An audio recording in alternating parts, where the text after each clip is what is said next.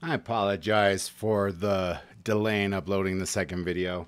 So by this point, I don't know if David Paulides had contacted Mrballen by now. He's started realizing Mrballen was getting quite popular. And the more I look at it, I just remember 2 months ago the dude had 4 million subscribers. Now he has 7.1. Damn. I need to get past 394. So if you guys could help me, I'd greatly appreciate that, man. Anyways, I'm going to end my videos by saying like and subscribe like the rest of them. But no, in all seriousness, I left on off part 20 and 21 of Missing 411. David Paulides wrote the book. There is a free movie on YouTube regarding the Missing 411. What I don't get is these are stories from families that, yes, he put together, but he doesn't have the exclusive right to the stories. So when he wrote the book, yes, the story is under copyright, but the way I looked at it was like Mrballen and some other YouTubers were using it as fair trade, just educating the public on what the hell's going on with, you know, our the Department of the Interior, the BLM. I happen to know a little bit about this. So my Psycho X works for, or had, I don't know if she still does or not, I don't care. But she had worked for the Department of the Interior, which oversees BLM. She would tell me, like, oh, yeah, you know, get all excited because they built these state of the art outhouses in certain parts of, you know, like really nice parks. They found a German tank just abandoned in one of the national parks. Yet they allocate zero. Let me repeat that: zero funds when it comes to missing individuals. And I could see if this was one or two, you know, individuals, you know, missing every other year. This is almost an epidemic. I mean, I don't want to say it's in the thousands, but it's hundreds of people that go missing in these parks. Now, it's easy to get lost in a national park. I mean, you know, especially the majority of people who go to parks, you know, these national parks, are tourists. They're passing through, or they happen to get, a cheesy little campsite that has all the necessities there for them. They don't know what it's like to be, you know, real outdoorsy. Having grown up, you know, here in Colorado, and then also my stepfather owning the land he did in Grand Lake while he was building his cabin, you know, we all kind of learned to be a little bit outdoorsy. I'm not saying I'm the biggest outdoorsman that could, you know, survive a winter in the mountains, but, you know, I could probably survive a week or two, you know, and be self sufficient enough. But a lot of these people, you know, they're not, and they end up missing. And even some of the most experienced people end up missing, falling or getting their foot stuck in a crevice and then breaking their leg. I mean, you guys seen, what was it, 127 hours? The one with James Franco, where he did the story, and I forgot the guy's name, and I'm sorry, but the guy who got his arm lodged with the boulder that had fell and pinned his arm against, you know, had him basically just hanging there. Dude thought he was gonna die until he just cut off his arm with a Swiss Army knife, and those suckers are about as dull as a spoon. But I happen to have some firsthand knowledge about who the Department of Secretary was for BLM. His name is Ken Salazar. He used to be a Democratic senator here in Colorado. In fact, a little bit after my mom finished DU, she worked for two governors, and then she worked for Ken Salazar. Ken Salazar. Now, I had gotten extremely sick. You know, most people are fortunate enough to get their appendix removed. My appendix ruptured inside of me, completely turned me jaundice. I was in, they couldn't even keep me in the children's hospital because this happened when I was in first grade, kindergarten or first grade, somewhere around there. And they had tubes going up my nose, just draining out all this gunk. And I was in the hospital for close to a month. I was in critical condition and they stabilized me. And during that time, like I said, like my dad didn't really, you know, he was an absentee dad. He didn't really give a shit. And, you know, a parent doesn't want to see their child go through something so horrible. So my mom took whatever vacation leave she had to come and spend time with me at the hospital, and, you know, took a little bit more time to, you know, be by my side. And that asshole fired her, even though she had leave. And he's just a real prick. So when they interview him on this Missing 411, he has absolutely no answer as to why there's no funds allocated for missing people. You know where those funds are going. In his fucking pocket. That's where those funds are going. He is the type of person who uses the Hispanic card to get the Hispanic vote, but he could care the hell less about his community. He really doesn't give a shit.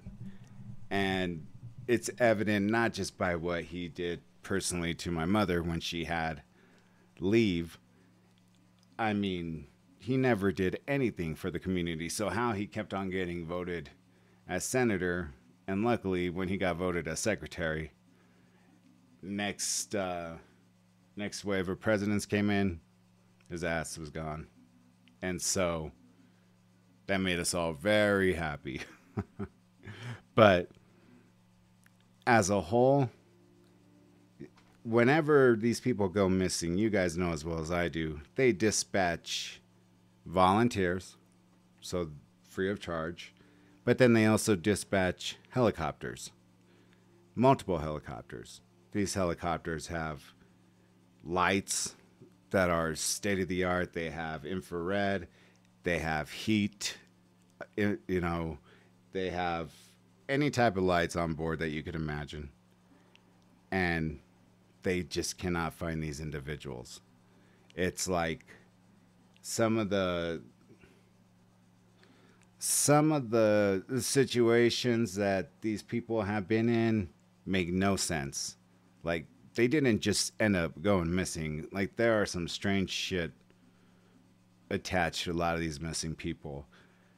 If you haven't seen my videos on this before, just go in my, go to my channel, type in the search and type in, missing 411, and you'll see what I'm talking about. But here is 3 more stories about the top 3 people swallowed alive by the force. Missing 411 part 22. And here we go.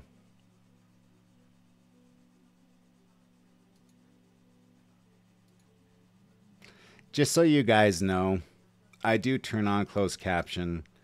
I have a subscriber who is hard of hearing, and they suggested, could you please turn on closed caption for some of your videos?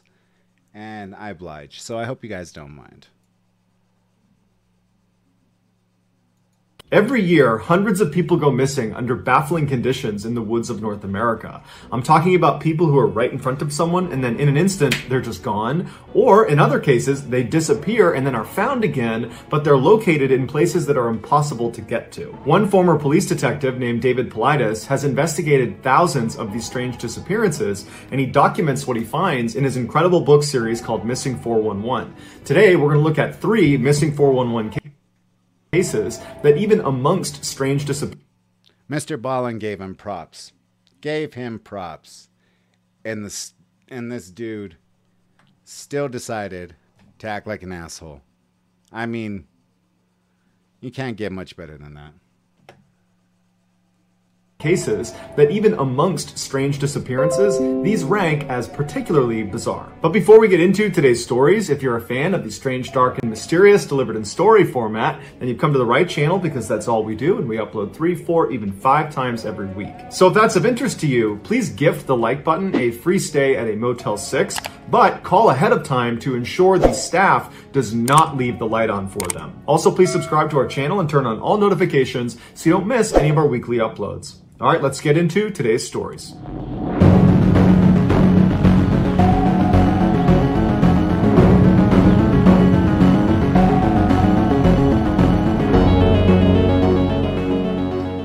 Seward, Alaska is a port city that's about 60 miles south of Anchorage, and it's home to one of the oldest foot races in America called the Mount Marathon Race. Now, this race is not actually a marathon, because a marathon by definition is 26.2 miles long.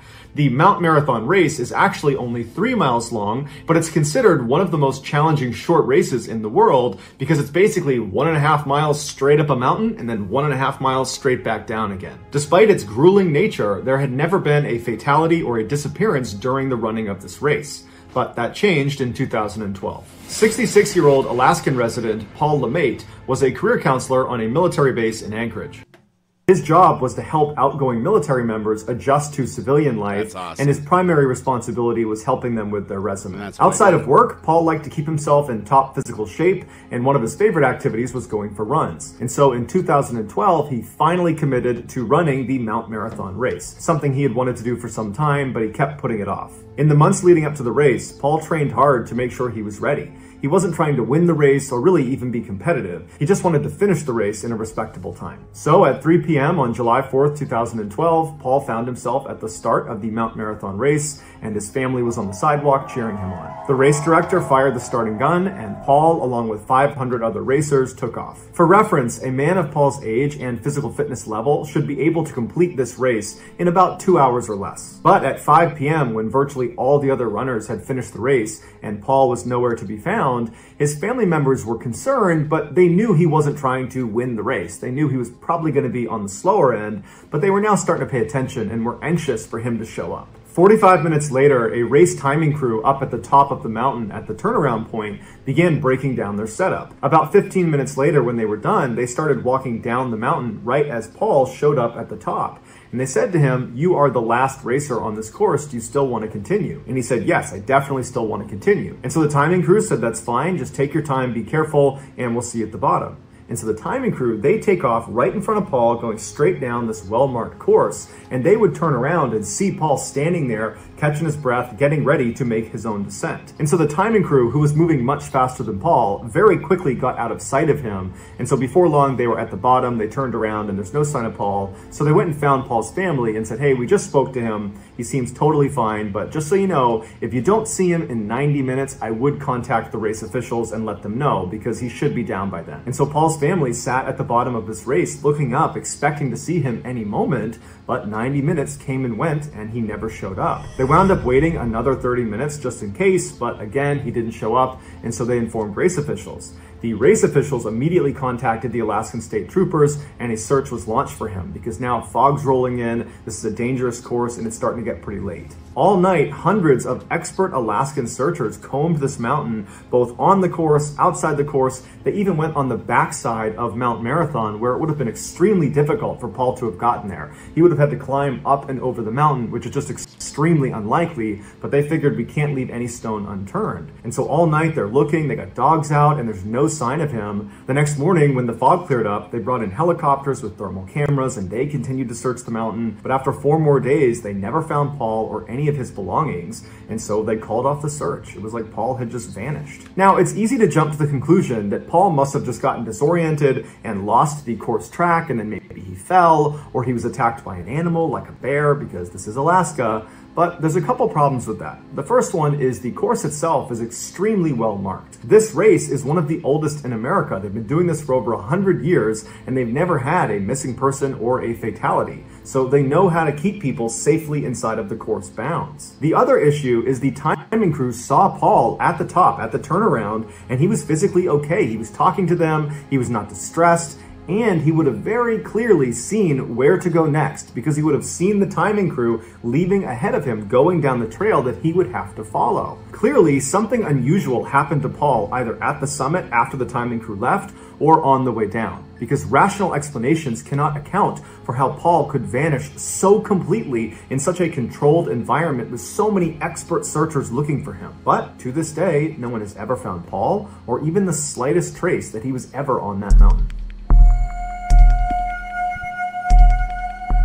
In late August of 2004, Kevin Bardsley and his 12-year-old son Garrett went on a father-son Boy Scout camping trip in the Uinta Mountains in northern Utah. Their campsite was situated next to Lake Quiberon inside of the Wasatch National Forest. The lake was actually pretty remote and difficult to access because it was almost completely surrounded by huge mountains. The only side you could get to the lake on was its western side, but the western trail leading to it was very cumbersome because you had to bypass 7 different lakes. And so by the time Kevin, Garrett, and the rest of the Boy Scouts and their fathers were at the lake, they were at least an hour's hike away from the nearest civilization. Early in the morning on August 20th, Kevin and Garrett woke up, they hopped out of their tents. None of the other campers had woken up yet, and so they decided they would head down to the lake to get some early fishing in. And so they got their gear and they began walking down the very well-defined 150-meter long trail down to the lake. As they get there, the sun's coming up over the mountains and they're really excited about their day of fishing. And so as Kevin is preparing a fishing rod for Garrett, Garrett was jumping around on different stones that were poking out of the water.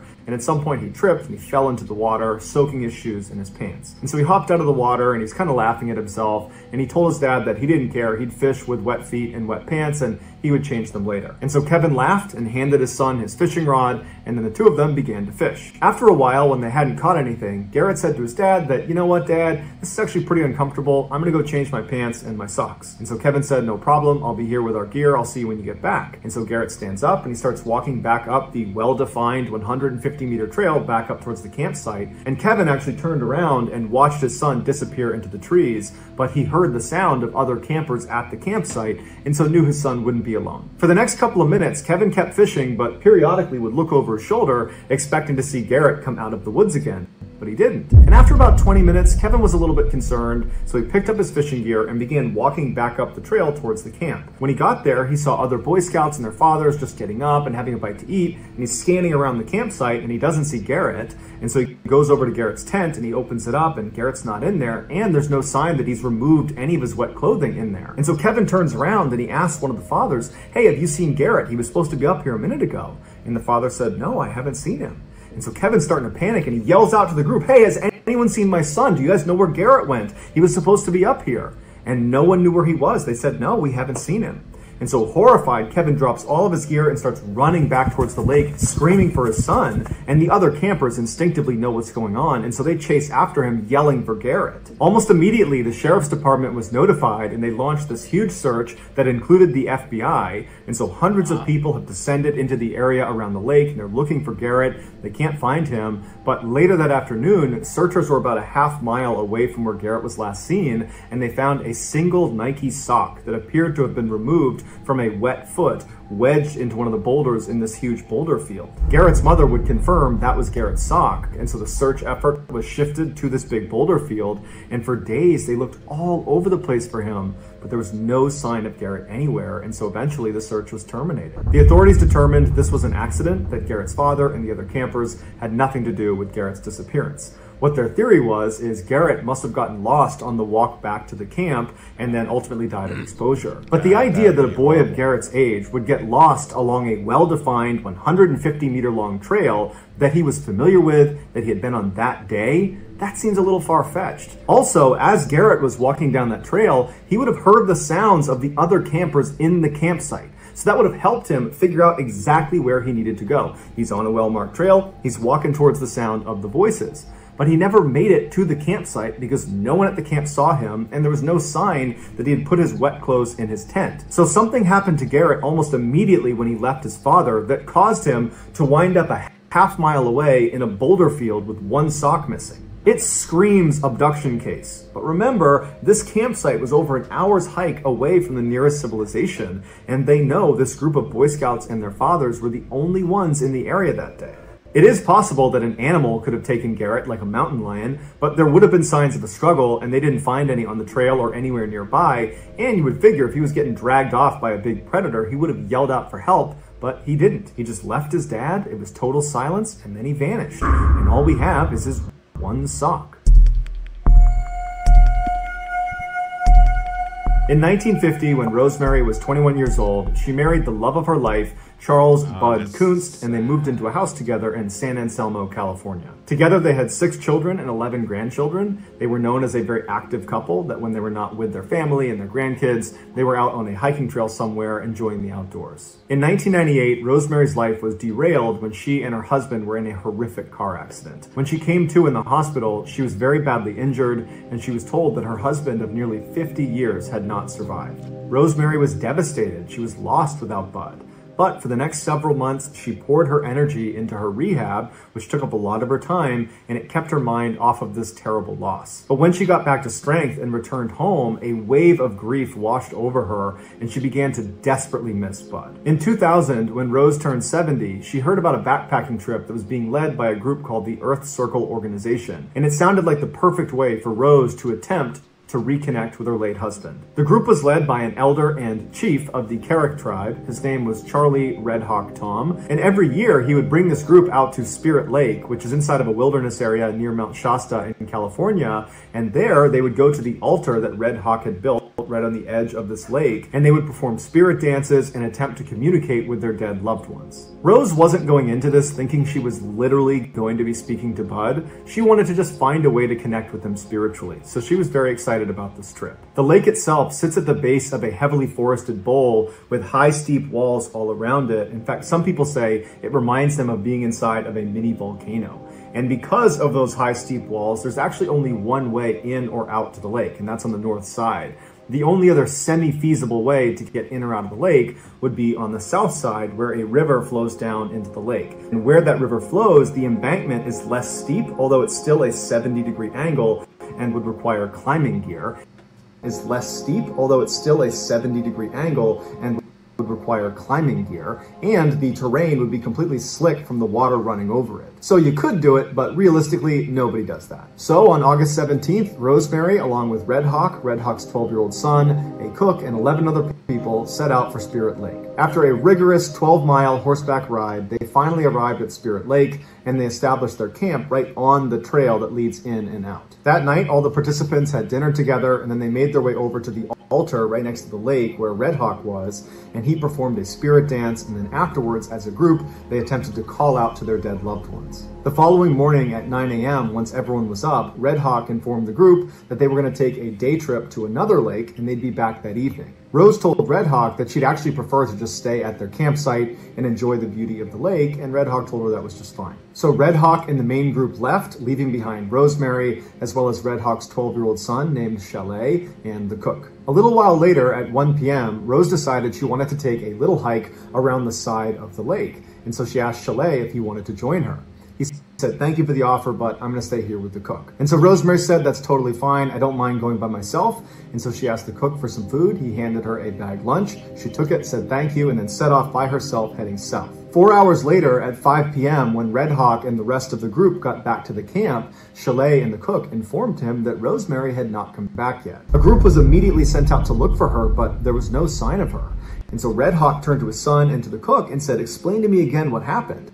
And they said she was totally normal. She just wanted to go for a hike, and she took some food, and we watched her disappear into the trees. They also told Red Hawk that they had been sitting in the trail that leads in and out of the lake the entire time Rosemary was gone, and they never saw her. So she didn't leave the lake. She's somewhere out there. Confused and very concerned, Red Hawk had one of the other participants leave the lake and go contact authorities, and within 24 hours, there were 50 searchers combing the lake for Rosemary. The head of the search and rescue team was a guy named Grizz Adams, who had led many other search and rescue efforts. After studying the area and talking to Chalet and the cook and the others who were there, he just could not understand how a 70-year-old woman had managed to vanish so quickly and completely, because there's no way she climbed out the south exit because she didn't have climbing gear, and physically she probably wasn't capable of that even with the right gear, and she didn't leave through the north exit, the main trail, because Chalet and the cook were there the entire time and they never saw her. So where was she? As the search continued to find nothing, Grizz called in more searchers on horseback, helicopters, and dog teams. But the dog teams immediately proved to be useless because they were unable to pick up her scent, despite the fact they knew exactly where she started and where she was going. Grizz said that was highly unusual. For the next several days, searchers looked in and around the lake and up onto the mountainsides, and all they could ever find was a small tuft of Rosemary's hair about a half-mile away from where she was last seen. But this hair did not help investigators come up with a theory as to what happened. Ultimately, after almost a week of searching and not finding their mother, Rosemary's children elected to terminate the search. Grizz Adams, the head of the search effort, said the only time he's ever seen something like this is when someone was trying to disappear. They were trying to end their life. But Rosemary, before she went on this hike, she asked Chalet to come with her. She wanted company. That's not indicative of someone that's trying to hurt themselves. But regardless of the reason, to this day, Rosemary has never been found. So that's going to do it, guys. If you found the secret in today's episode, let us know in the comments what it is and where you found it. So give us the timestamp. And if you're the first to do that, we'll pin you at the top of the comments.